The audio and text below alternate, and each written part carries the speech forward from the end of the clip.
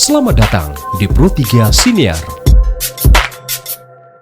Saya mau ngajak untuk kita semua komponen bersatu. Bersatu dalam rangka apa? Bulan Juni itu ada namanya Piala Dunia Under 20. Ya. Ini harus kita selamatkan. Ini membawa prestige untuk bangsa dan negara kita. Bahkan kalau bisa, ayo para ketum-ketum kita duduk sama-sama, kita musyawarah mufakat. Kali ini saja kita bersatu, dan kemudian itu voter-voters kalau bisa ya pulang dapat semualah itu. Kita sudah capek, kita sudah lelah melihat kontroversi sepak bola kita yang kita sudah tahu ujungnya masalah di Kanjuruhan. Nah untuk itu maka kita kali kita bersatu. Erick Thohir atau Prabowo Subianto.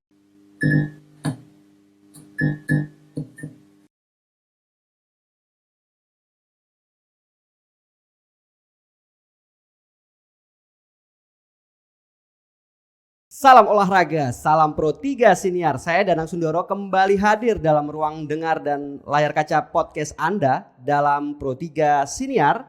Dan yang pasti kita masih ngomongin tentang sepak bola Indonesia. Artinya demam yang saat ini terjadi adalah menuju kongres luar biasa KLB PSSI hari Kamis tanggal 16 Februari di Jakarta. Hari ini lagi-lagi kita bersyukur bakal calon ketua umum bakalnya saya hapus. Calon ketua umum PSSI yang kembali hadir adalah sosok yang hebat. Kali ini backgroundnya politisi guys. Wah agak ngeri nih. Kita sambut, please welcome Fahri Jemi Frances. Ya selamat sore. Salam olahraga Pak. Salam olahraga Pak. Salam sehat selalu Pak. Terima kasih. Pak Fahri. Anget, walaupun kondisi cuaca di sini, artinya kondisi di sini dingin banget. Artinya saya cuma mengartikan jangan-jangan beliau sudah siap untuk duduk di PSSI 1. Amin. Kalau kalimatnya Pak siapa ya? Pak Jalu, Kang Jalu bilang katanya itu pertarungan 2 gajah biar semut yang menang katanya.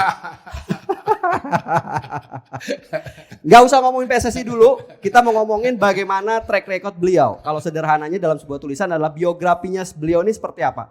Pak Fahri, dulu seperti apa sih Pak Fahri itu? Ya. Saya jadi pengen sukses seperti Bapak.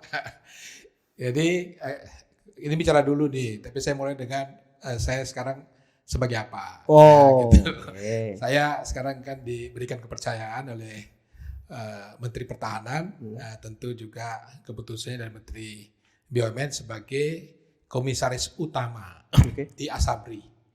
Ya, komisaris utama Asabri itu, dan saya kira saya orang pertama yang dipercayakan, diamanahkan sebagai orang sipil pertama. Biasanya komisaris utama itu Jenderal Bintang 3 gitu. Orang sipil duduk paling atas ya Pak ya? Ya. Sempat kemarin bermasalah ya Pak ya? Iya, itu kan saya masuk dalam rangka itu. Ya ditugasin oleh Pak Menhan, Pak Erik untuk kita berbenah lah. Karena kasus Asabri itu kan sedang lagi ada persoalan di 2019 itu. Ya. Kurang lebih sekitar 23,7 triliun. Ya bersyukur pada saat saya masuk itu posisi Asabri di negatif 15 triliun. Wah. Nah 2 tahun terakhir ini kita sudah 2021 itu 8 triliun positif. Dan tahun 2022 tadi yang kemarin itu sudah positif lagi 3,7 triliun. Ya kurang lebih sekitar 1,5 triliun lagi sudah bisa berlari lagi. Itu ya. Jadi saya juga menyampaikan terima kasih atas amanah itu. Sebelumnya saya 2 periode sebagai anggota DPR RI. Periode terakhir di 2014-2019 saya ketua Komisi 5. Ketua Komisi 5 itu membidangi infrastruktur, Bang. Tuh kan, orang hebat kan berarti kan. Jadi gak salah mau datang. Mitranya itu Kementerian PU, Kementerian Perhubungan, Kementerian Desa. Jadi teman-teman banyak anggota DPR RI yang mau sekali masuk di Komisi 5. Nah saya bersyukur saya bisa menjadi ketua waktu itu. Dan tentu. Tapi dengan bendera ya Pak ya? Iya. Bendera di belakang ada ya Pak? Iya dong. Apa, Pak? Disebut aja ya, apa Pak? Saya dari Partai Gerindra. Dari Partai Gerindra yang dipercayakan sebagai ketua Komisi 5. Ya tentu. Sebelumnya sebagai 10 tahun di DPR RI dipercayakan, kemudian sebelumnya saya itu adalah pekerja atau dikatakan semacam aktivis konsultan untuk pembangunan daerah-daerah tertinggal. Oke. Jadi saya adalah tenaga ahli bantuan pemerintah Jepang untuk Indonesia. Oh. Jadi untuk bantuan-bantuan pemerintah Jepang untuk negara-negara berkembang, khusus di Indonesia itu saya ada tenaga ahlinya. Oke. Jadi kalau bicara tentang apa ya, kedekatan kepada masyarakat, kedekatan untuk menangkap aspirasi, itu dulu kerja-kerja saya tuh. Ya, hampir di seluruh Indonesia Timur, terutama di NTT. Oke. Saya punya kampung kan di Nusa Tenggara Timur. Jadi kenapa saya lama berkecimpung di yang namanya pemberdayaan masyarakat sebagai tenaga ahli, ya, karena memang saya sekolahnya di situ. Jadi saya S1-nya dan S2-nya di pemberdayaan masyarakat, ya saya ambilnya di IPB, di Bogor, terus kemudian sekolah di beberapa negara lah, khusus untuk pemberdayaan masyarakat. Tapi sebenarnya kalau ditanya bagaimana latar belakang saya sebelum mahasiswa, ya kan itu, saya ini anak kolong, anak tentara. Anak kolong? Ya. Anak kolong tentara. Kan ya, tentara. dulu waktu masih di SMA, di mahasiswa aktif di FKPP lah. KPPI. FKPP, Forum Komunikasi Keluarga Besar anak-anak TNI Polri lah, kan itu FKPP namanya kan itu. Saya waktu itu aktif di situ, ya anak kolong besar di situ. Tahulah kalau dulu anak-anak kolong seperti apa kan? Itu kan, bandelnya kayak apa Pak anak kolong? Ya biasalah kan, kadang-kadang kita masih remaja cari identitas, apalagi kalau bilang anak tentara kan. Wah ini tidak ada yang berani lawan kan gitu. Gengsinya lebih tinggi. Jadi sebenarnya saya sendiri hidup di lingkungan asrama, ya tentu dengan disiplin yang tinggi. Dan juga kemudian saya aktif di di sepak bola, ya. Pak? Dulu menggeluti pertama kali masih ingat? Saya dari SD, jadi sudah senang sepak bola. Oke. Pokoknya kalau antar sekolah itu saya pasti. Ya dulu kan saya di SD saya di Makassar. Ya, karena bapak saya tugas di Kodam di Makassar. Nah setiap ada pertandingan sepak bola antar SD pasti saya dipilih, ikut ya, itu mewakili daerah kan itu sampai dengan kemudian pindah ke Timur waktu itu. Oke. Nah, saya di Timur sempat itu jadi pemain. Ketua Dewan Pimpinan Daerah ya pada saat itu di Timur saya dulu aktif lah di PSSI kan di situ. Tapi saya pemain. Saya dulu ikut persiapan namanya Bang Suma ya. FC Bang Suma itu dulu dipersiapkan untuk menjadi salah satu tim masuk di Galatama waktu itu. Oke. Ya sekitar tahun 83 lah gitu ya, 1983. Cuma sayangnya pada saat kita TC, kita berangkat uji coba di Australia, beberapa teman-teman saya itu ada 4 orang yang minta suaka. Iya. Terus kemudian pulang ya dibubarkan itu klub itu. Tapi jadi kalau dibilang sepak bola, dibilang sepak bola saya dari dulunya udah main bola dari SD. Sudah mendarah daging sejak di sepak bola. Saya pernah memperkuat tim PON kan itu. Untuk daerah kan itu ya. Ikut beberapa klub di nasional sini lah, walaupun tingkatnya di tingkat daerah aja gitu Mas.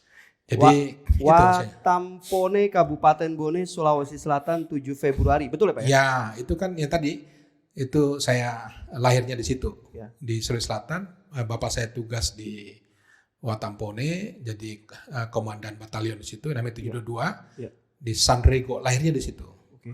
Ya kan itu ya, sampai dengan saya SD, kemudian baliklah di kampung di NTT, sebelum di NTT ke Timor Leste dulu, dan kemudian dari Timor Leste independen, merdeka, ya terus kami kembali ke kampung ke NTT. Lebih running lagi Pak, lebih cepat lagi Pak, menuju menjadi seorang remajanya Pak, bahkan sukses dan mengenal Gerindra itu kayak apa Pak? Iya, jadi kalau bicara tentang masih di politik ini, saya mengatakan saya terjerumus lah. Terjerumus. Saya itu nggak begitu. Terjerumus yang menikmati Pak. Iya, jadi saya itu jujur saja awalnya nggak begitu senang dengan dengan politik. Saya kan sudah bekerja sebagai national consultant di lembaga bantuan pemerintah Jepang namanya JICA, Japan International Cooperation Agency. Sampai sekarang? JICA. Sampai sekarang saya masih tetap menjadi advice lah dengan teman-teman dari JICA kan itu. Jadi itu jadi cukup lama lah untuk bekerja di lembaga bantuan pemerintah Jepang gitu Mas. Jadi kalau ditanya terjerumus kenapa? Karena saya sudah menikmati dulu itu. ya untuk kita hidup, minta maaf ya, hidup enak, sekolahkan anak, kita mau kemana-mana liburan, cukup lah. Gitu. Putra putri berapa Pak? Anak saya ada tiga. Tiga. Satu itu lulus kedokteran di Universitas Maranatha di Bandung, dan itu. Terus yang kedua lulus di UI. Oke. UI hubungan internasional. Sekarang ambil S2-nya di Birmingham, di UK, di Inggris.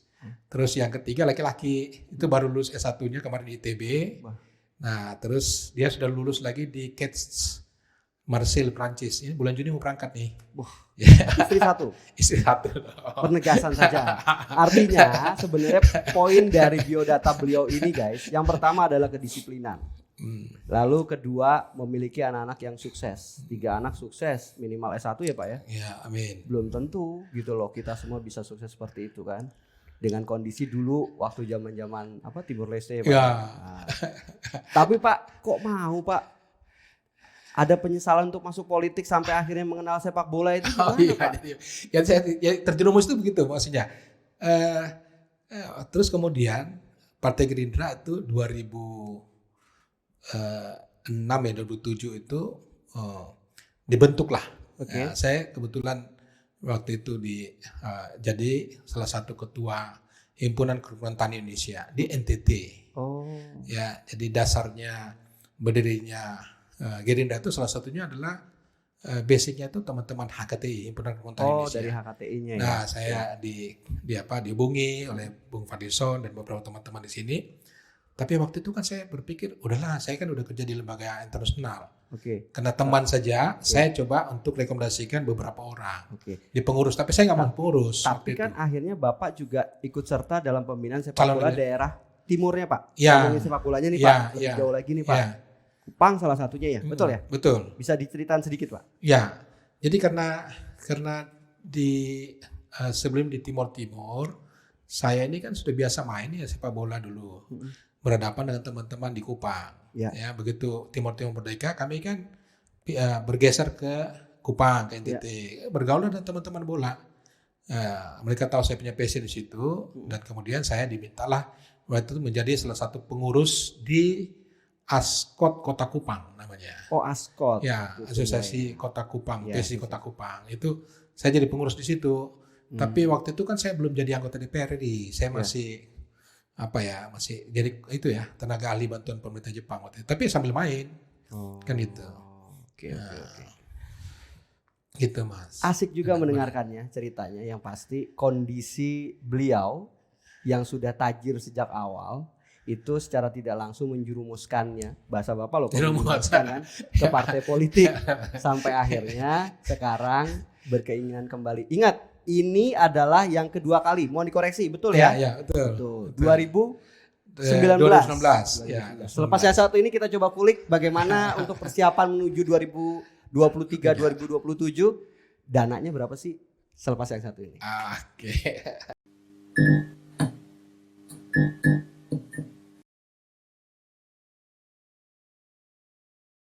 Welcome back again barengan Pro 3 Siniar Danang Sundoro jangan juga orang sukses yang pasti yang akan duduk di PSSI 1 yang pasti, Bapak Fahri Jamie Francis.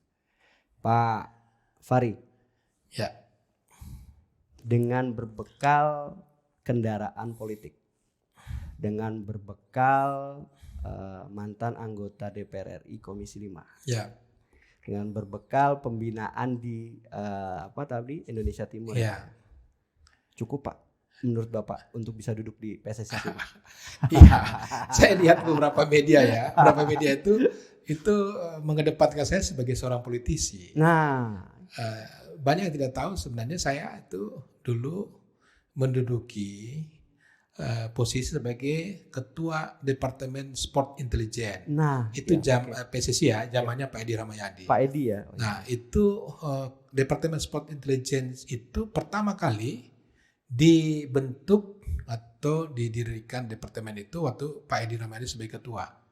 Ya, untuk apa? Untuk memberikan masukan kepada PSSI berkaitan dengan dinamika isu-isu strategis dalam rangka pengembangan sepak bola nasional. Oke. Nah, saya sudah keliling ke beberapa federasi-federasi, ke Italia, ke Spanyol, ke beberapa negara, termasuk akademi-akademi baik itu di Juventus, di Ajax, di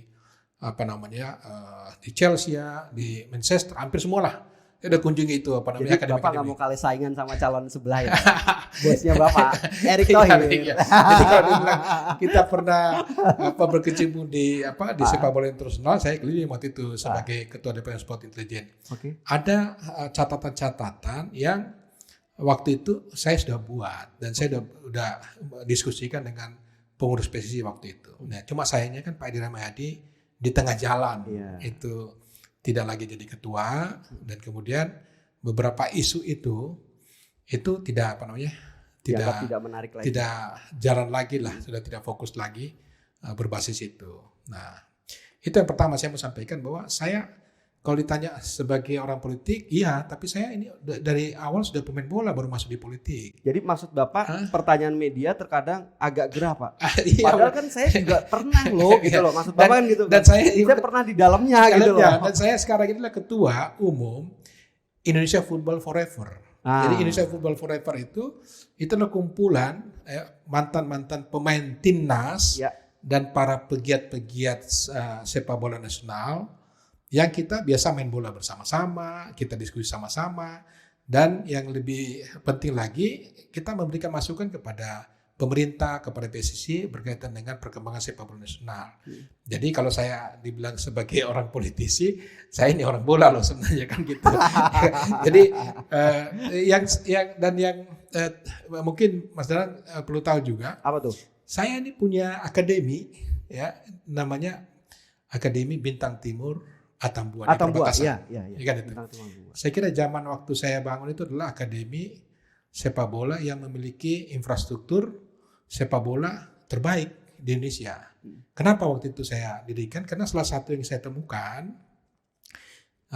waktu saya di Sport Intelligence memberikan masukan kepada PSSI, satu, kita nggak punya yang namanya home base, one step complex. Di situ tempat pelatihannya, di situ ada training centernya.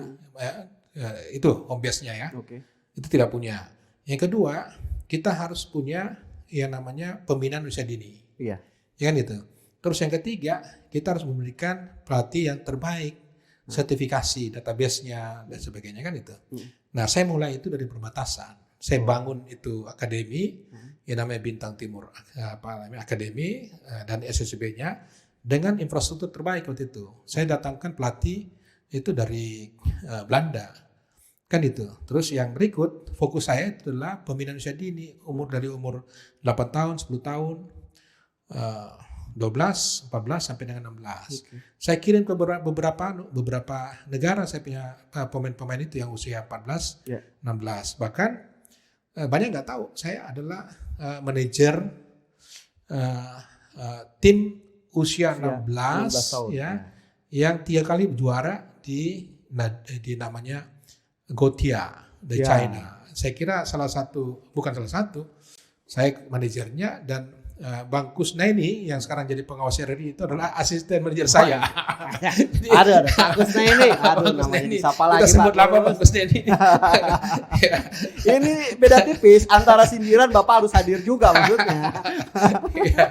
Jadi kalau ditanya modal saya apa? Ya, saya punya pertama, saya sudah punya blueprint lah. Ya, blueprint ya. Tapi Pak, terkadang netizen itu mengatakan blueprint itu nggak cukup, Pak. Betul. Teori itu nggak cukup. Betul. Pak. Visi misi, saya belum tahu visi misi Bapak. Ya, betul. Yang dibutuhkan itu katanya adalah transaksional kalau bahasa kerennya, Pak. Ya. Money politik. Bapak menilai seperti apa deh? Menilai itu. Jadi sebelum ke situ begini. Ini H-1 nih Pak. Betul, masalahnya menuju KLB. Tapi saya juga mau menggugah ya. Saya kira kita semua ini sudah capek deh. Sudah lelah ya dengan melihat kondisi dinamika sepak bola nasional kita ini yang penuh dengan kontroversial. Satu ya, kita lihat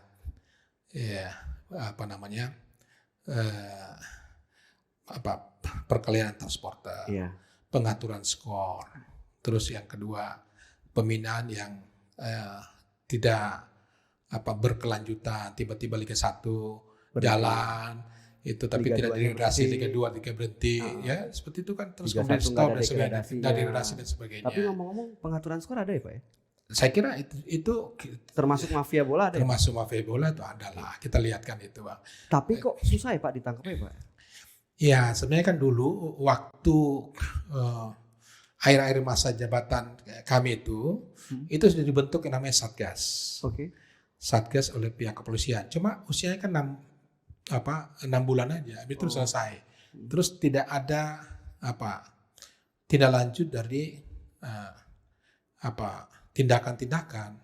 Ya begitu dibiarkan. Kalau kita lihat pernah ya kejadian sekitar 76 atau 71 itu pemain-pemain nasional di Vietnam itu kena masalah itu, pengaturan skor. Ya. Apa yang dilakukan oleh pemerintah Vietnam, oleh PSSI federasi sana, itu walaupun pemain baik dan sebagainya udah diberhentikan, nggak boleh lagi main.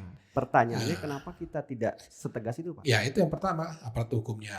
Terus yang kedua, ya kita juga tidak menutup kemungkinan, ya kita tahulah siapa yang di dalamnya dan sebagainya, itu kita tahulah. Ya tentu kita tahu.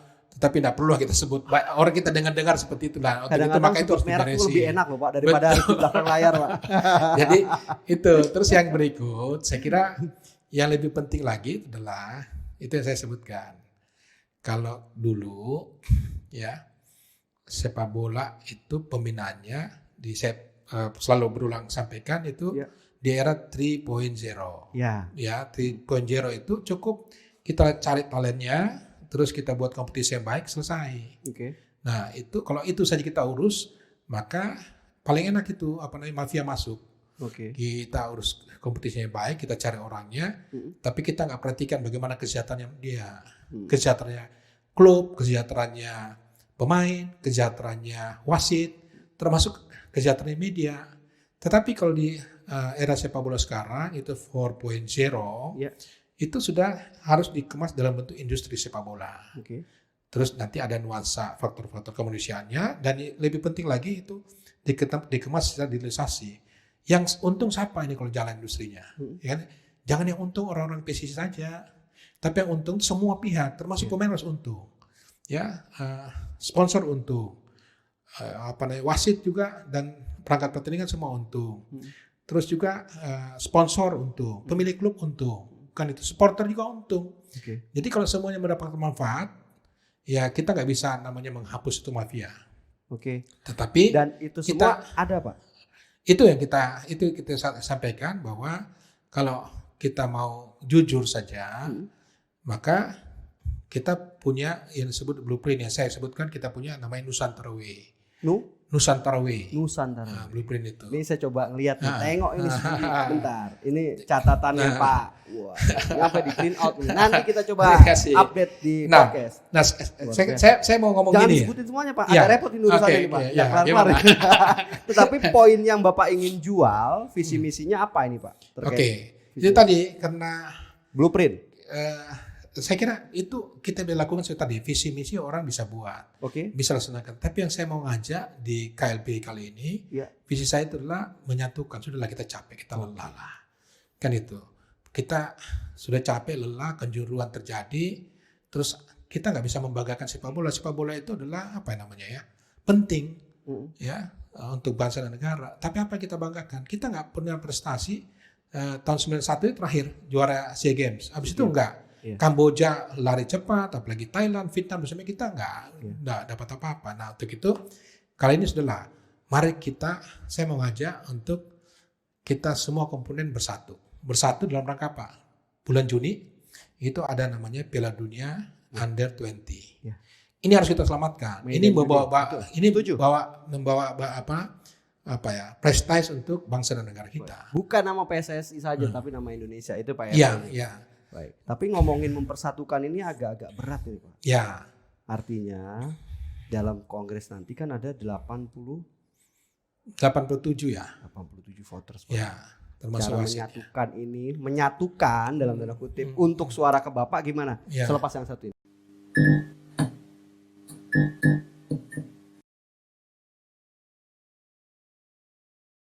Pro 3 Siniar Danang Sundoro yang pasti barengan calon Ketua Umum PSSI Pak Fahri. Pak Fahri, cara menyatukan voter supaya suaranya itu ke Bapak, atau pertanyaannya saya skip dulu deh yang itu. Ya. Bapak punya berapa sih Pak voters Pak? Ya, jadi begini. Jujur ya, karena jujur, Pak. kita dengar Pak Erik sendiri sudah mengatakan sudah mengumpulkan kurang lebih sekitar 20 voters. 20 voters. Terus Pak Lanyala juga dalam pernyataannya mengatakan sudah ada kurang lebih sekitar 51 voters. Waduh. Itu berarti sudah 141. Pertanyaan sisanya kemana Pak? Enggak, 111. Sementara voternya cuma voternya cuma 86 kan itu. Ya kan itu. Jadi ya bisa aja kita klaim. Tapi ya saya tidak mau mengatakan bahwa sebesar itulah. Tapi saya punyalah, terutama kami kan menyelenggarakan apa yang disebut dengan pernah Nusantara Open, Piala Prabowo, ada asprop yang kita undang dan kita sudah tunjukkan bagaimana kita melakukan pembinaan yang benar waktu itu. Dan temanya juga adalah menyatukan. Ya, jadi saya nggak mau mengatakan jumlahnya lah, tapi mau menyebutkan namanya silakan loh Pak. Oh, boleh juga. Pak. Ada asprop A, asprop B. Saya nggak ngerti nih asprop A, B yang mana Pak. Jangan dong. Karena kalau kita sebutkan nanti langsung di ini. Jadi udahlah, yang paling penting itu adalah ya kan, saya kan ini sudah udah lama orang bola. Ya. Saya punya kedekatan juga terutama tentu teman-teman di Asprop Indonesia bagian Timur dan sebagainya. Nah itu kita udah galang cukup lama lah. Kita nggak perlu sebut lah, tapi nanti kita lihatlah nanti pada saat voting. Saya sih menginginkan kalau bisa musyawarah mufakat aja. Oh gitu. Ya ini gajah dan gajah misalnya ya, kita harus ada kalimat lagi gajah dan gajah. Gajah ini sekarang kan yang lagi rame ini kan antara Pak Erik dengan Pak Lanyala. Wah ini sebut merek ini. Kan gitu ya. Pak Erik itu kan kita tahu lah. Apa, Pak? Tunggu sebentar. Itu lah ini Pak Erik kan. Ini kacamatanya teman-teman media, kacamatanya masyarakat bola. Pak Erik ini punya pengalaman terlibat dalam sepak bola di dunia internasional, kita udah tahu lah gitu. Tapi juga di dalam di negara kita secara nasional juga mengembangkan industri, kan itu. Pak Lanyala punya kedekatan, pernah dulu ketua umum, punya kedekatan dengan daerah-daerah, dengan Asprop, beberapa klub dan sebagainya. Ini pasti akan menarik. Tapi saya sampaikan bahwa kebutuhan kita itu adalah membuat sepak bola industri. Kan gitu, dengan digitalisasi, didukung digitalisasi. Nah kita bisa lihatlah siapa yang punya yang dibutuhkan oleh negara kita ini, kita udah tahu siapa gitu loh. Ya, untuk itu saya menyampaikan kemarin di PSSI saya mengatakan begini, kita harus siap menang, ya, tapi kita juga harus siap kalah. Menang itu harus mengajak kepada yang kalah untuk bisa membangun bersama-sama menyatukan sepak bola ke depan. Yang pertama itu adalah selamatkan Piala Dunia Under 20. Setuju. Ya, bulan Juni. Setuju, Pak. Yang kedua, kalau kalah itu harus legowo, ikhlas, mau memberikan kontribusinya kepada yang menang. Ini memang tidak mudah. Agak sulit. Itu memang tidak mudah, tapi kita harus suarakan itu. Betul, kita harus lakukan itu, dan saya akan menyuarakan itu, kan itu. Ya, bahkan blueprint yang kita udah buat, termasuk dengan sistem big data yang kita udah punya, itu kita akan berikan kepada siapapun yang menang gitu loh, kepada siapapun yang menang. Jadi saya akan menyuarakan itu, ya kan? Saya akan menyuarakan itu bahwa oke, kita siap menang, kita siap kalah, gitu. Terus tiba-tiba nanti di kongresnya saya menang gimana? Kaget kan begitu. Di kongresnya saya menang. Kita garis bawahi.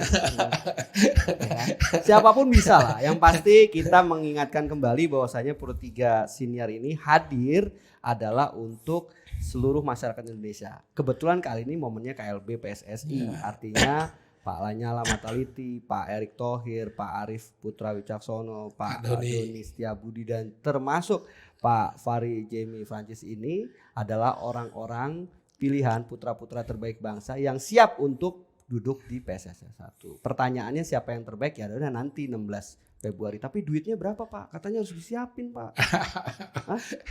Gimana Pak? Saya kalau malah berpikir, kalau ada kalimat netizen kayak gitu kalau Pak? saya bilang gini, pasti voters mesti juga harus bisa difasilitasi. Oke. Apa yang perlu kita fasilitasi? Misalnya mereka punya transport, mereka punya akomodasi, ya, dan juga tentu mereka pulang, ya harus ada semacam dukungan untuk mendukung program-program mereka di daerah, ya kan itu. Nah itu silakan aja, itu bisa kita diskusikan, tapi tidak dalam rangka untuk masuk dalam apa itu sebut tadi money politik. Kan kita tidak bicara dalam money politik. Bahkan kalau bisa, ayo para ketum-ketum kita duduk sama-sama, kita musyawarah mufakat. Kali ini saja kita bersatu, dan kemudian itu voters kalau bisa ya pulang dapat semua lah itu akomodasi, transportasi, dan dapat uang, apa Pak? Dapat senyuman, pembinaan dan sebagainya, dapat apa semua. Jadi itu kan semuanya dapat. Walaupun ini ideal lah, tapi kita harus suarakan. Betul. Kita suarakan demi apa? Satu tadi, ya. Piala Dunia Under 20. Yang kedua, saya di dalam kalau saya terpilih juga, saya akan menyiapkan yang namanya tim generasi emas menuju 2030. Orang ya masuk kita di Piala Dunia, masuk dalam Piala Dunia. Orang tanya, kenapa 2030? 2030 itu diselenggarakan nanti di Paraguay, Argentina, Chili, ya di 3 negara itu. Nah, di Amerika di sana itu 2030 itu Piala Dunia yang ke-100 tahun. Satu abad. Dan umur PSSI juga itu satu abad. Kan itu. Nah, sudah kita nggak usah dulu juara lah. Kita masuk saja lah di tahun 2030 itu sebagai salah satu tim. Orang tersebut tanya, apa bisa? Loh, negara-negara kecil Islandia itu penduduknya 380, nggak sampai 280 ribu. Itu kota Depok lebih besar penduduknya. Bisa saya Pak. Kan gitu. Coba kota Depok berapa? Kota Depok hampir sekitar itu fakta. 1 jutaan. Itu fakta. Tapi kita 260 juta penduduk dengan mereka 260 ribu itu bisa menghasilkan satu tim yang masuk Piala Dunia. Nah pertanyaannya, kita bisa nggak? Bisa, asal kita bersatu. Nggak ada gontok-gontokan. Inilah yang dijual sebenarnya guys, dengan judul Bersatulah untuk sebuah cita-cita besar, 1 abad PSSI demi 1 abad World Cup. Wah, Pak, pertanyaannya Pak, kalau Bapak nggak duduk di sini kan susah nih Pak mengaplikasikan cita-cita baik ini Pak. Jadi optimis kan nih Pak? Asal kita mau bersatu. Kita mau bersatu. Saya dilibatkan juga, ya, entah sebagai apa, tetapi saya kira untuk menghasilkan, kita punya blueprint itu, untuk menghasilkan, kami kan pernah selenggarakan bulan Juni kemarin apa yang disebut dengan turnamen Nusantara Open Piala Pak Prabowo. Kebetulan saya ketua panitianya. Pak, bersama Pak Prabowo. Ya, kita sudah menghimpun kurang lebih sekitar 50 anak. Terbaik usia 16. Nah, kita mau apakan mereka sampai dengan 2030 kita udah punya program. Apa itu programnya? Kita akan membuat semacam satu akademi Garuda Nusantara terbaik dengan sistem akademi sepak bola terbaik lah. Kita nggak usah ikut seperti di Qatar ya, di Aspire Academy ya. Itu kan terbaik di dunia. Tapi nanti anak-anak kita akan belajar dan kita kirim ke sana. Nah, kita akan buat itu di Indonesia. Dan kemudian kita bina mereka, kita kirim mereka ke sana, dan kita punya program lah. Kita akan beri kesempatan mereka main di beberapa negara, kan itu. Dan sampai dengan 2030 itu kita sudah menghasilkan generasi emas tadi itu. Kan begitu. Tentu nanti kita akan untuk tingkat ranking kita tetap mainkan pemain-pemain lama dulu ya itu. Tapi nanti kita putus di situ, ini masuk. Kita punya tim itu. Oke, Pak. Pak, sebelum saya coba tutup untuk yang segmen ini, Pak.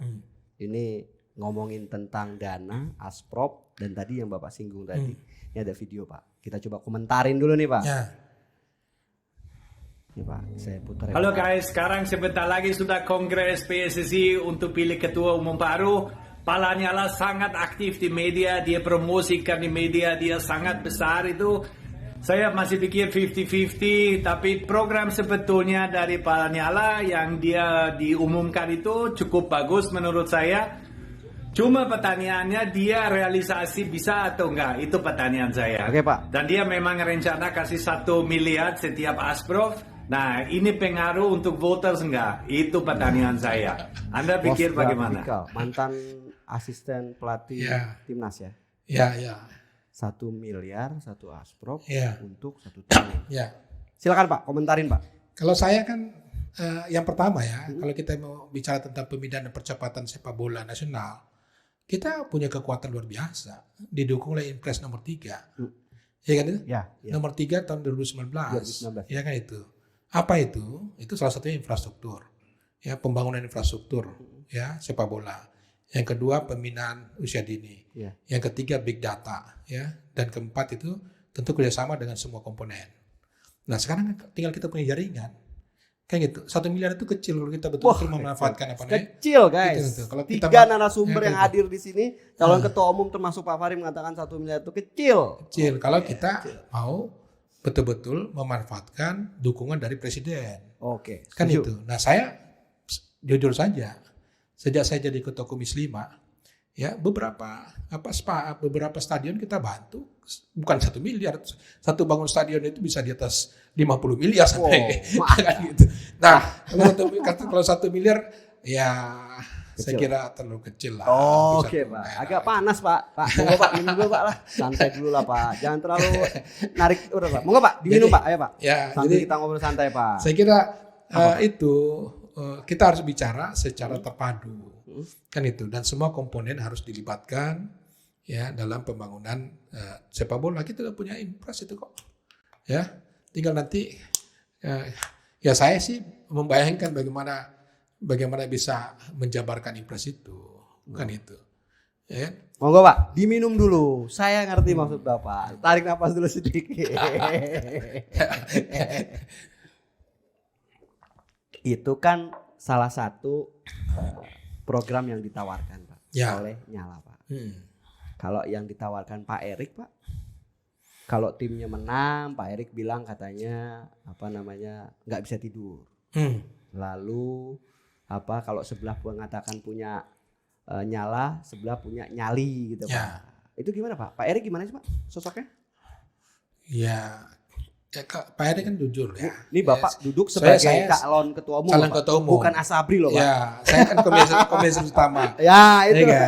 Ya, saya pernah merasakan bagaimana intervensi Pak Erik dalam menyelesaikan Asabri bersama-sama. Kami sebagai komisaris utama ya. Kalau dia bilang nyali, Pak Erik punya nyali. Ya, nyali apa? Memberantas korupsi. Asabri ini kan sedang dalam kasus kemarin tuh. Betul. Ada kurang lebih sekitar kasusnya 23,7 triliun. Kan gitu. Nah, gimana awalnya kan kita minta supaya dibuat supaya bagaimana aset kita kembali saja, nggak usah masuk ke kejaksaan. Erik lanjutkan dan kemudian beberapa jenderal terus kemudian ditersangkakan dan didakwa. Gitu. Jadi kalau soal nyali saya sudah melihat bagaimana Pak Eriknya bisa lakukan. Cuma persoalannya di Pak Eriknya itu adalah kalau beliau sebagai Menteri BUMN itu kan amat sangat sibuk. Wah, itu guys. Nah, itu guys. Perlu didukung oleh orang yang punya passion, orang yang punya cinta sepak bola. Kalau Pak Erik di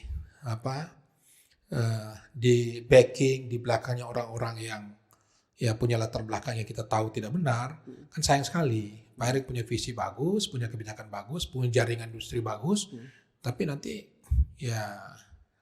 masih disetir oleh orang-orang yang tadi itu berpikirnya. Saya merhatiin kalimat Bapak, kesannya jadi Bapak mendukung Pak Erik deh maksudnya. Pak Erik saya tahu karena kan menteri saya tuh. Oh iya. Pak Lanyala juga kan teman. Saya dulu juga. ketua Komisi 5, Pak Lanyala di DPD kan gitu. Jadi sama-sama orang politik lah dulu Pak Lanyala kan. Pak Lanyala punya hubungan kedekatan itu juga kekuatannya dengan para Asprop, para klub-klub itu kan punya hubungan kedekatan itu Pak Lanyala itu. Nah, itu yang saya lihat kekuatannya Pak Erik ini dengan industrialisasi hubungan di internasional dengan Pak Lanyala yang punya kekuatan di daerah, itu kalau digabungkan ini luar biasa. Wah, ini jadi timbul pertanyaan menarik kan menurut saya. Ini luar biasa. Kan? Kalau Bapak tadi di awal menyebutkan ada 2 gajah, ya kan? Dan Bapak sudah sebutkan namanya Pak Erik dan Pak Nyala. dengan Bapak menilai juga sosok beliau punya positifnya masing-masing gitu kan. Gimana Pak? Apa kita settingnya ketuanya siapa, wakilnya Pak siapa? Yang main dua aja gitu. Kalau saya berpikir untuk sepak bola nasional kita bersatu. Ya, bahkan kalaupun ya Pak Erik dan Pak Lanyala ini bisa bersatu dan saya harus mundur, saya mundur. Kan itu tadi kita siap menang dan siap kalah gitu. Luar biasa Pak. Kan gitu. Asal ini dua gajah ini bersatu karena kita membutuhkan dua gajah ini bersatu nih kan. Bersatu nih. Saya kenal Pak Lanyala, kenal Pak Erik gitu loh. Ya saya itu tadi saya katakan kita siap menang, kita siap kalah. Yang tiga lagi saya mau yang dua lagi nih perlu ditanya nggak nih Cuk? Mas Doni seperti apa nih Mas Doni dan juga Mas Arif, silakan nih Pak. Mas Doni dan Mas Arif ini kan teman saya juga. Ini teman semua nih Pak produser gimana gitu. ini jadinya? Tapi kan saya kira kalau Bang Arif ini kan dia entertain, dia memang bisnisnya di sepak bola, biasa menjadi IO, mendatangkan pemain-pemain dari tim dari luar kan itu ke sini. Nah itu dalam hal IO pengorganisasian kita juga akui lah, kita butuh dia gitu loh, yang itu. Tapi itu tadi dengan kekuatannya Pak Lanyala dan Pak Erik, saya kira Pak Arif bisa mendukung lah. Kalau tidak terjadi, Pak Doni juga sebenarnya dia juga mengorganisir satu liga di Bandung ya. Betul, dengan Bandung teknologi, ya kan. Nah, itu juga dia punya kekuatan lah. Nih kalau semua komponen ketua-ketua bersatu aja dan kita tunjuk siapa ketuanya, kan itu. Terus siapa ketua dewan pembina, kan itu. Terus ya kita dukung aja, kita membackup aja. Ya bahkan saya pun kalau di luar, kalau ini udah dua ini sudah bersatu, kan itu ya bagus. Misalnya contoh, ya kalau lihat dengan era 4.0 ini, udahlah kita kesempatan kepada Pak Erik untuk ketua umum. Terus Pak Lanyalanya ketua dewan pembina kan itu. Ketua dewan pembina kan itu, ketua dewan pembinanya. Udah kita backup aja gitu. Saya kira Mas Arif dan Mas Doni juga punya komitmen yang sama untuk menyatukan sepak bola nasional. Itu tadi, satu, selamatkan Piala Dunia usia 20. Yang kedua, 2030 menghadapi 100 tahun Piala Dunia dan 100 tahun PSSI, kita harus punya target. Targetnya apa? Kita masuk di tim Piala Dunia. Gak usah juara dulu lah. Walaupun kontestan lah. Walaupun Jepang dan Korea dulu kalah kan pertama kalah 3-0, 4-0. Gak ada masalah, yang penting masuk gitu loh. Kita masuk Piala Dunia Under 20 itu kan tuan rumah kita. Kan gitu. Nah, itu bisa aja kita akan pikirkan setelah 2030, 2034. Ya, kalau kita sukses Under 20, kita bisa jadi tuan rumah dong untuk dengan siapa gitu, ASEAN kan itu. Jadi tuan rumah kita bisa jadi tim gitu loh. Pro 3 senior kali ini dari 3 bakal calon yang hadir saat ini adem ini kalimat. Saya mundur tadi di garis bawah. Betul ya Pak? Kalau dengan catatan kedua. Nah, ini bersatu. Itu yang agak adem ini kalimatnya. Gitu. Oke, kalimat terakhir ada gini, ada 1-2 menitan lagi Pak. Sebelum kita coba closing Pak ke segmen berikutnya. Untuk strategi di calon wakil ketua umum dan juga anggota EXCO. Mungkin 3 Pak menurut Bapak sebutin Pak. Untuk yang EXCO. Yang wakil ketua umum kira-kira prediksi Bapak siapa? Saya yang paling penting adalah ketua umum dulu. Walaupun ketua umum itu dalam hal pengambilan keputusan itu di PSSI itu adalah kolektif kolegial. Betul. Ya, anggota EXCO itu kan 1 ketua umum, 2 wakil ketua umum, terus 12 anggota EXCO. Ya memang bagusnya kalau bisa satu paket, jangan sampai ketua umumnya mau A, EXCO-nya mau lain sehingga tidak jalan. Ya, tapi kan statuta kita tidak bisa paket masing-masing. Betul. Begitu masing-masing. Nah, untuk itu maka tidak hanya ketua umum, siapapun yang terpilih wakil ketua umum, EXCO-nya ayo kita duduk sama-sama, kita bersatu untuk sepak bola nasional. Kalau saya begitu dulu. Betul Pak Fahri mengatakan. Jadi 87 voters atau pemilik suara ini yang berhak mendapat suara untuk memilih ketua umum, wakil ketua umum dan anggota EXCO. Tidak ada sistem pemilihan paket dalam proses voting sehingga para calon dari ketua, wakil dan anggota itu dipilih satu per satu. Nah itu yang memang agak repotnya. Tata cara berikutnya ada 50% plus 1 yang menjadi dukungan mutlak. Jadi kalau misalnya Pak Fahri suaranya 45 clear udah Pak Fahri ketua umumnya langsung ya. Kalau tidak putaran kedua. Kalau enggak putaran kedua, tapi tipis ya Pak. Ya untuk itu maka yang pertama jangan dulu dong. Kita coba lah masa di tempat lain bisa musyawarah mufakat, masa di PSSI memang statutanya nggak ada atur tentang musyawarah mufakat. Harus voting. Oke. Tapi kan bisa aja di bangsa kita, negara kita duduk kita sama-sama. 1 menit. Kalau ya Closing Pak. Kemungkinan untuk KLB-nya by design atau ada yang mundur? 2019 Yes, pengalaman Bapak. saya itu kami ada calon 10 orang. Oke. 8 sudah itu ikut saya. Betul. Dan kami itu diusir Ya. karena kami tidak sependapat dengan tata cara pemilihan. Ya. Saya yang mimpin waktu itu sampai kami diusir keluar 2019. Dan kemudian sampai dengan kemarin 2022 saya nggak pernah dilibatkan di dalam di dalam sepak bola nasional. Saya ngurus saya punya klub aja lah, saya punya akademi saja lah. Oke. Kan walaupun saya dulu adalah ketua sport intelijen loh, ketua PSSI. Itu yang dijual Nah, itu, sebenarnya. itu kan sekarang enggak lah. Oke. Ya, saya akan memimpin untuk bagaimana kita adem, menyatukan semua, ya, sehingga nanti kongres ini itu bisa menghasilkan pemimpin yang terbaik. Yang tadi itu kita selamatkan Piala Dunia yang bulan Juni ini. Itu dulu lah, gitu. Saya kira begitu. Oke lah kalau begitu begitu. guys. Nah. Selepas yang satu ini kita coba quick test. Kita jawab cepat saja. Seperti apa sosok dari Pak Fahri ini? Pilihannya, pilihan terbaiknya walaupun mungkin agak sensitif kali ya. Selepas yang satu ini.